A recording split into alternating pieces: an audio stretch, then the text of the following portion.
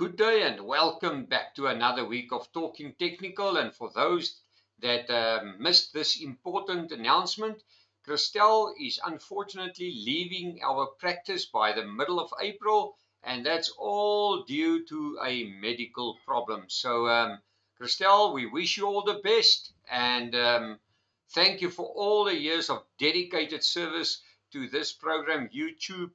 Talking Technical, and even in a few cases many years ago, Talking Technical on BDTV. So we can just say thank you for whatever you did. And for the viewers, the show will carry on as normal.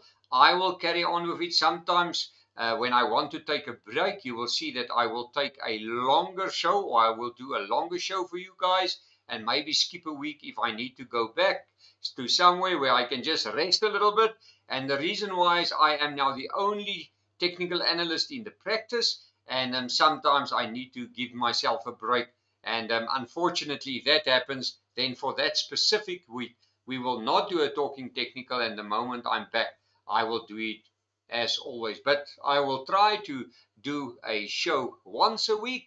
And just once again, thank you, Christelle, and all the best. Well, let's start off looking at the US dollar rand. It looks like everybody is talking about the American dollar wants to collapse. But if I look at this chart, there's something else telling me that we are slowly but surely working on a falling wedge channel. And this falling wedge can easily break to the upside. And the reason why I'm saying that, remember, South Africa has enormous problems with the administration.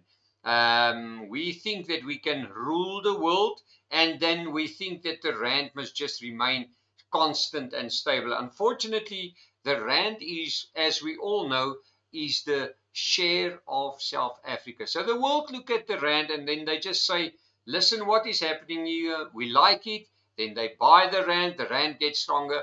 But if the world gets nervous on South Africa, unfortunately, the one loser will be the rand to the dollar. Now, if I look at this falling wedge, we spot onto the 50-day moving average here.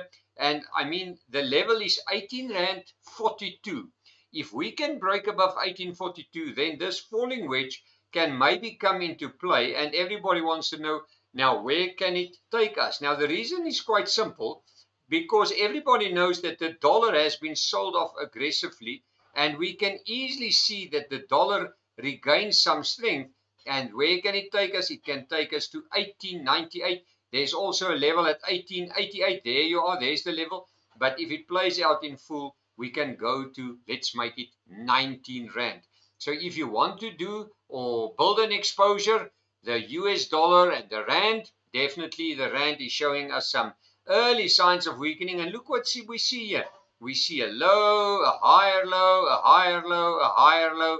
And can you believe it? Above 1846, we will see the next higher high. And of course, that will be negative for the rand. But on the other hand, you don't need to just buy the ETN US dollar South African rand. You can always look at some commodity stocks, because remember, commodity stocks, they also very good rand hedges, and they can maybe support you when the rand starts to weaken. Let's have a look at some other commodities, and that's where the golden rule at the moment is.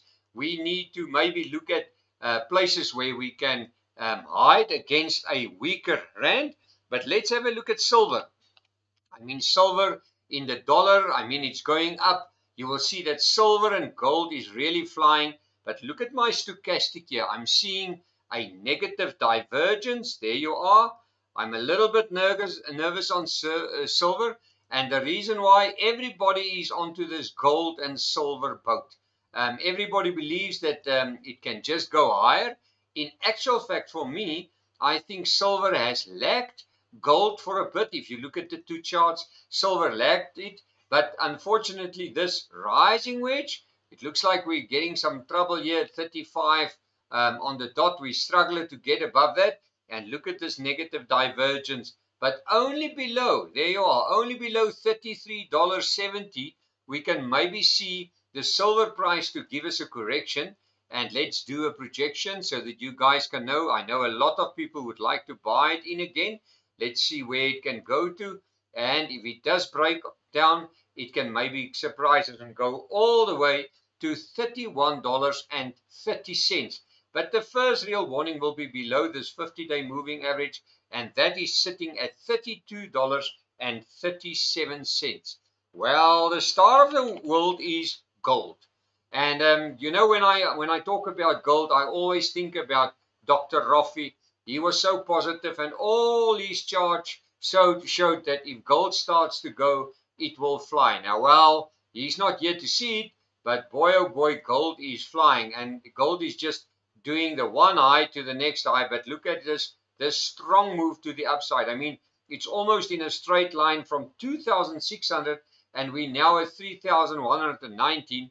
But for me, if I look at the stochastic again, and always remember the stochastic is sometimes a little bit of a lagging indicator. I know some people like to use the RSI, but look at the stochastic sitting well at a 99 level. It's been here for a while. It came back, it pulled back a little bit, the gold price, and we're right at the top of this resistance line, and that sits at 3,130. So prepare yourself. I just want to draw a line in there, and I want to show you where can gold retrace to if you really want to buy it back. Let's just do that. I want to put it all the way, and there you are at 2,880. It can go there, and the first proper sign of weakness will be below 2,910. That's the 50-day moving average, and I mean, here you are when this channel breaks to the downside, will be at 3,018. And can you hear the wonderful rain here on top of the roof? This is in the middle of the Karoo. Just a little bit of a side effect. If you want to see the Karoo at its beautiful when it's been for many years, this is the time to come and see it. It looks like the Bushveld, beautiful grass, plenty of springboks, and I mean, we just enjoy it because the Karoo is always a drought-stricken area, but now suddenly it is beautiful, wet and lush. Let's have a look at platinum. And I believe that platinum and palladium and all these commodities has lagged the gold price immensely. But there you are. You can see slowly but sure higher lows all the way to the top. There is some resistance here at 1,008. Let's make it 1,010. But look at your trend line. I just want to draw it in there. I'm a little bit nervous with this stop. So for me, it must break above that line. And there you are. You can see a beautiful ascending channel, and the big line to break is this resistance line, and that sits at 1,009-43. So well, let's make it 1,010. Above 1,010, the platinum price can maybe go a bit higher, and keep in mind, if the platinum price goes up, I think all the platinum counters, and there that's Impala Platinum, Northern Platinum, Anglo Platinum, the whole lot should improve. And by the way, I just read over the weekend that Anglo Platinum saying maybe it's not the right time to ask Anglo to get rid of Anglo Platinum. It looks like it wants to go higher. Well, if it breaks above this 1,010, it can maybe go all the way to 1,052, and you can bet yourself $1 then the platinum shares will definitely look a little bit better, even a much better.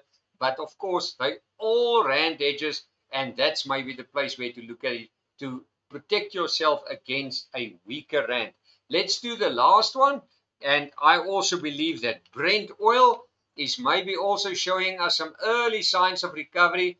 Higher lows all the way, bang against the 50-day moving average. It is overbought again, so it can come back again.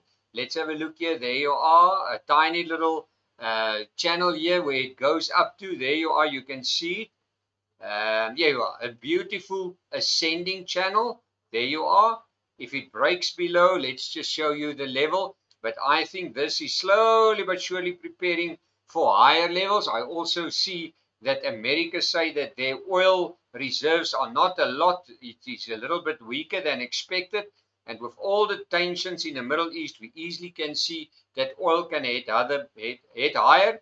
But my first warning will be below $71.93. And where can it take it to? To $69.25. But unfortunately, I think for the Brent bears, we can maybe be surprised. Because remember, if the world lacks production and they need to buy oil in, the only place to go is to talk to the OPEC countries, and they can easily cut back on their production. Well, thank you for watching the show. Visit our website www.fransdeklerk.com, and thank you for your loyalty.